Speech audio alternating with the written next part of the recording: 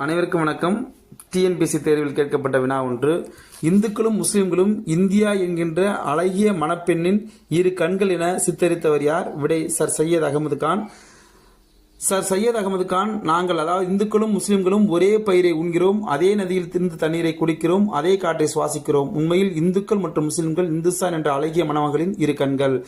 Sir Syed Ahmed Khan என்ற ஆங்கிலேய அரசாங்கத்தில் பணியாற்றிய நீதித்துறை அலுவலரால் அலிகார் இயக்கம் 1875 ஆண்டு தோற்றுவிக்கப்பட்டது. 1864 ஆண்டு காசிப்பூர் என்ற இடத்தில் சர் சையத் அகமது கான் ஒரு பள்ளியை நிறுவினார். இது பின்னர் அறிவியல் கழகம் என அழைக்கப்பட்டது. 1875 ஆண்டு அலிகாரில் முகமதியன் ஆங்கிலேய ஓரியண்டல் கல்லூரியை நிறுவினார். இது 1920 ஆண்டு பல்கலைக்கழகமாக மாறியது. 1888 ஆண்டு இந்திய சுதந்திர கழகத்தை நிறுவினார். முஸ்லிம்களுக்கிடையே தனது சீர்திருத்த கருத்துக்களை பரப்புவதற்காக தாசில் உத் அவுலக் என்ற தினசரி பத்திரிகையை தொடங்கினார். நன்றி, வணக்கம்.